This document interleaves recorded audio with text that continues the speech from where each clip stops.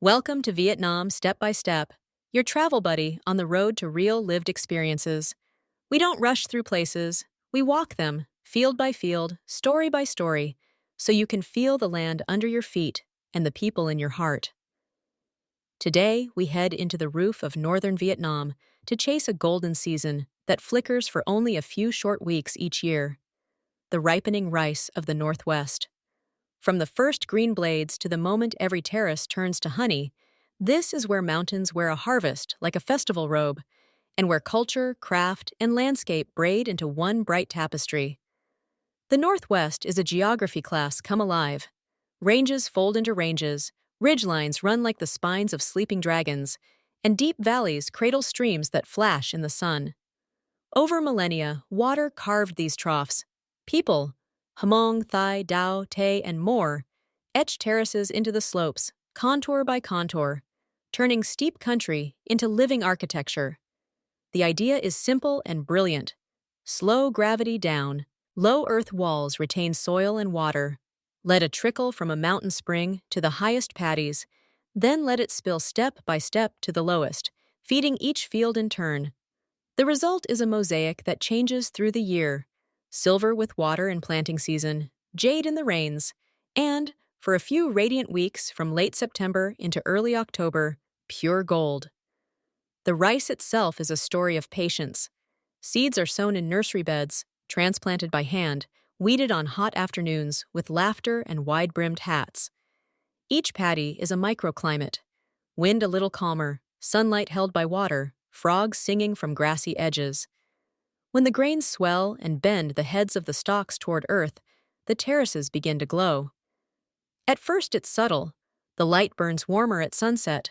Then, day by day, hillsides flare until a valley looks like it could light itself after dark. If you've ever wondered what the word season means, it's this: a window that opens and closes, a rhythm people live by.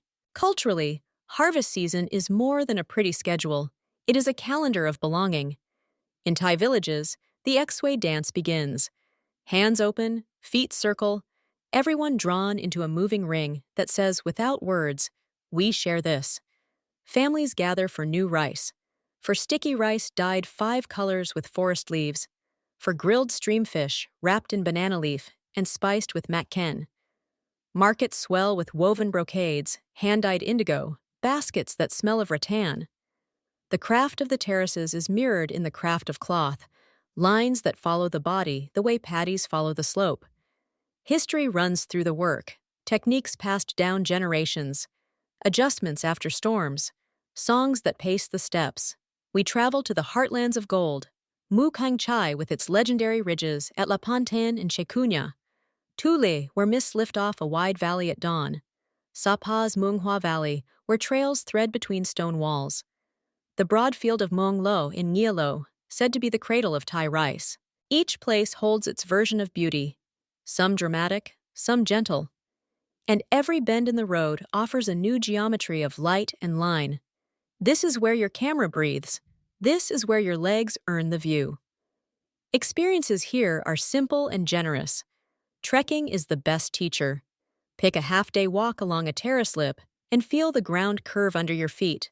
Or commit to a full-day hike up to a ridge where waves of paddies roll to the horizon. Trails weave through bamboo thickets and past water wheels that clatter softly as they lift stream water to a higher field. Locals greet you with a nod. Children chase each other across dikes with the balance of tightrope walkers. Cycling suits the valley floors, early morning loops when mist hangs waist-high, when buffalo hooves leave soft commas in the mud. For water lovers, paddling the wide arms of Thac Ba Lake in Yen Bai is a tranquil counterpoint to mountain paths. Clear reflections, islands of forest, fishermen easing nets by hand. Each activity rewrites the landscape at a different speed. Sightseeing here isn't a checklist. It's a series of small, exact moments. Sunrise from a homestay balcony as fog drains from a valley. The clink of a sickle and the quiet talk that follows it. A dragonfly skating over a flooded terrace. A woman in indigo guiding a buffalo along a path so narrow you hold your breath as they pass. And when the sun leans west, flycam or no flycam, you'll see why this season needs the sky to be properly seen. Terraces turn to a map of light, contour lines drawn in gold, villages set like islands in a luminous sea. Community immersion is the gift that stays.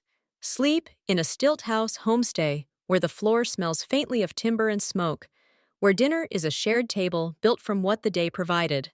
Bamboo rice, kum lum. Grilled riverfish, pa pin top. Mountain greens, thit trogak bep. Smoked buffalo that tastes of hearth and air. If you're curious and respectful, you might be invited to help thresh rice, to sling bundles, to beat stalks in rhythm against a wooden trough. Work becomes ceremony, ceremony becomes dinner, dinner becomes stories that climb the rafters. For travelers who chase maps, certain frames are classics. The horseshoe terraces of La Pantan at golden hour, the road that spirals around Khau Pha Pass with a valley pouring gold on both sides. Walkers' silhouettes along the Khao Mai Rattan bridges in Sapa's old villages. Water wheels turning at Nam Mu. A sea of fog and tule, cupped like milk in a bowl at first light. But don't forget the small frames.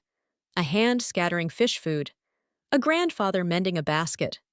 Dye from indigo leaves staining fingers blue. Rice grains drying on a tarp that flashes like coins. Nature is in motion even on harvest days. Rains linger at the edges of the season. Afternoons can birth a storm that clears the air for a crisp, long sunrise the next morning. Butterflies appear along wet paths. Weaver birds stitch grasses into swinging homes.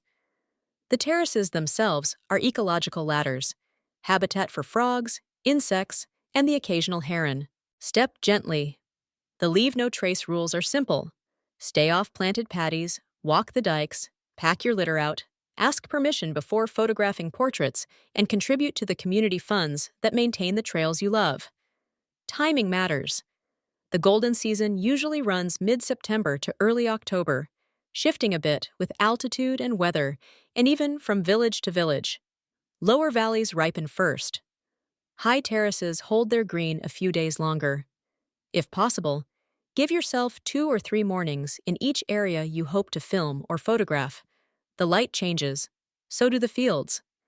Sunrise is soft and forgiving. Sunset is theatrical. Midday is for walking, learning, tasting. Getting here is part of the story. From Hanoi, sleeper buses and minivans climb into Yen Bai and Lao Cai.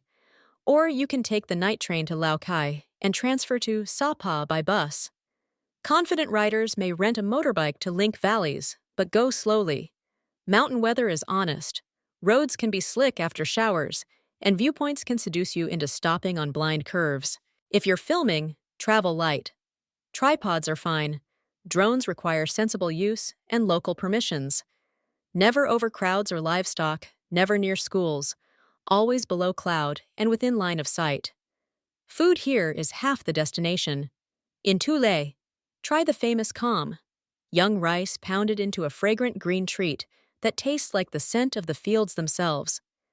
In markets, sample Xoe Ngu Sak, sticky rice dyed with forest leaves to red, purple, yellow, and green. Thang Ko, a traditional Highland stew, is an adventurous tasting. Men, steamed cornmeal, and lawn bon, free-range pork, are comfort.